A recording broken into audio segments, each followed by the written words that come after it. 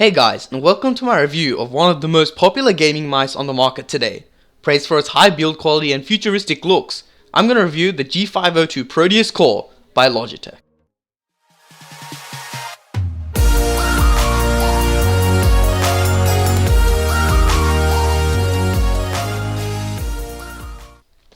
Okay, moving straight onto the packaging.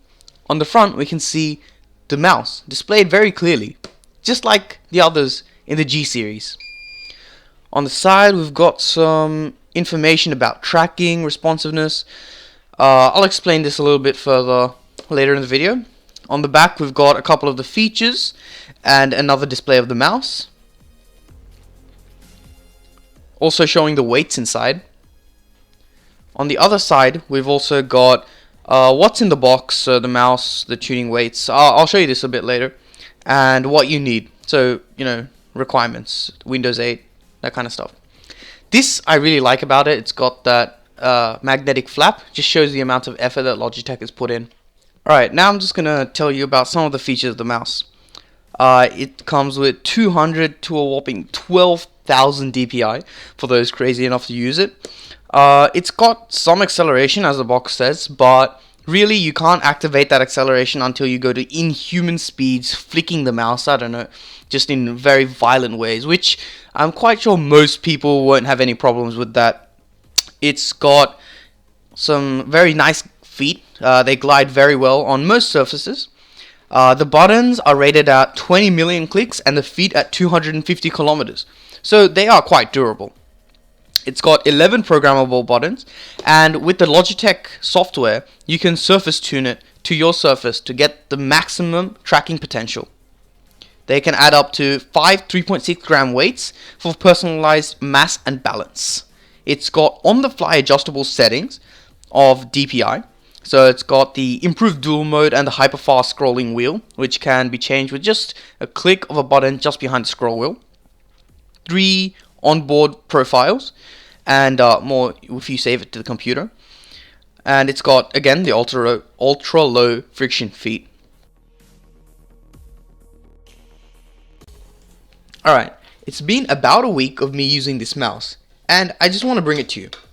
Okay, so starting off, the mouse, after a week of use, I find is really nice to hold. It really fills up my hand and supports it where I need it to. It has a really nice shape, and I think it's a worthy successor to the G902. The buttons are quite clicky, and for some people this might be a distraction. For me, I quite like it.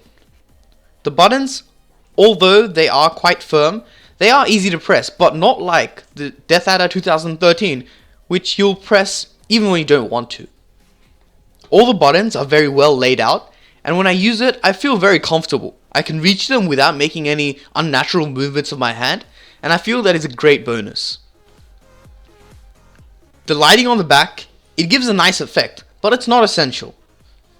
The scroll wheel, although some people may think that it's not a great feature of it, I really like it. It's deceptively useful. The scroll wheel, when you're going through, say, Facebook or Twitter, any kind of long document, all you have to do is just click it into that free scrolling mode, flick it down, and there you go. While we're on the topic of the scroll wheel, I just want to mention that the clicks are quite heavy, and the whole scroll wheel seems to wobble a little bit. It's not too much, it's not a deal breaker, but I think that you should keep it in mind just before buying it. The material that's being used in the G502 is a kind of rubbery plastic on the top, and on the sides it's this really nice textured rubber. I like it very much. I think that for picking up, it's really nice. When I'm saying picking up, I don't mean that this is a mouse that you'll be picking up very often. Why? Well, straight out of the box, it's actually quite heavy. This mouse, what is it? About 130, 120 grams just out of the box without any of the weights. So it is a fairly heavy mouse. For me, I like it because I like a heavy mouse. But for some, this may not be the case. So you should keep that in mind when purchasing it. Although, if you do find that it's not quite heavy enough for you, then there's always the weight tuning, which you can get it to your perfection.